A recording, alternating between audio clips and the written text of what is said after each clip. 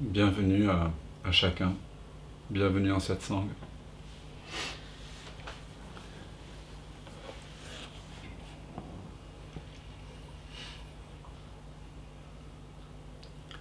Ce matin, je méditais un texte, un sermon de Jean Tolère, qui est un disciple de Maître Eckhart. C'est la non-dualité on pourrait dire, dans l'Église chrétienne au XIVe siècle. Il est contemporain de Maître Eckhart. Il est né en 1300 et Maître Eckhart, il est mort en 1325-27. Un très beau sermon sur la Pentecôte. La Pentecôte, c'est justement le moment, il me semble, vous me corrigerez parce que je ne suis pas spécialiste, mais c'est le moment où l'Esprit Saint descend sur les disciples, c'est-à-dire c'est le moment où ils ne sont plus seulement des suiveurs, des gens qui suivent une loi, qui suivent un maître, mais où la lumière se fait en eux. Et donc ce qu'on fête en fait à la Pentecôte, c'est cette possibilité qui n'appartient pas qu'au passé, qui est une possibilité, une potentialité vivante à chaque instant, de recevoir une pluie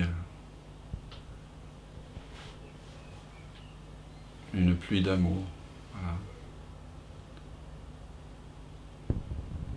Mais pour recevoir cette grâce, cette lumière, on doit être libre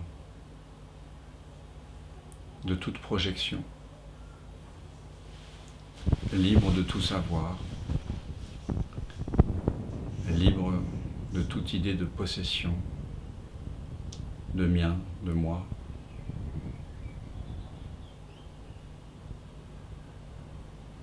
C'est justement ce que Jean Tolère écrit, un peu comme à la suite de Maître Eckhart, qui, dans son magnifique sermon de la béatitude des pauvres en esprit, nous dit que pour les clés du royaume, pour accéder à notre vraie nature, parce que Dieu finalement ça signifie notre vraie nature, notre conscience,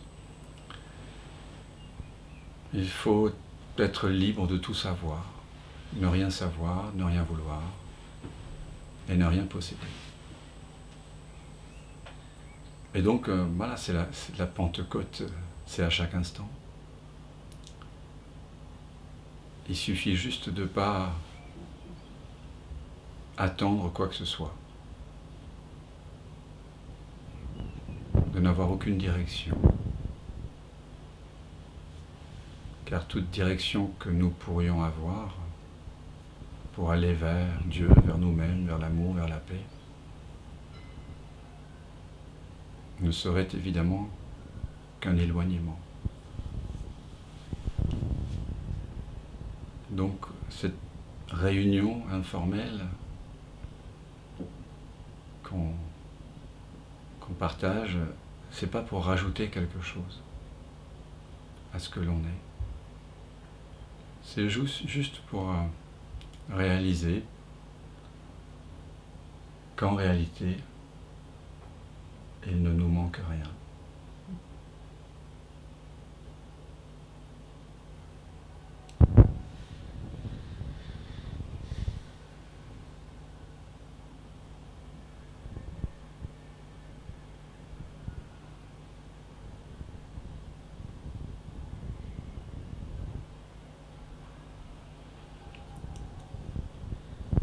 Tout est déjà accompli.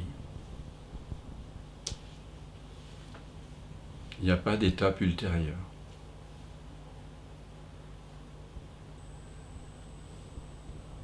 Toute idée de devenir quelque chose d'autre que ce que nous sommes déjà est une entrave. Ce serait se remplir de croyances, de pensées inutiles et qui feraient obstacle à la présence. Tant que l'on croit que la réalisation est un avènement futur, que l'éveil c'est pour plus tard, que à la fin du temps, des temps,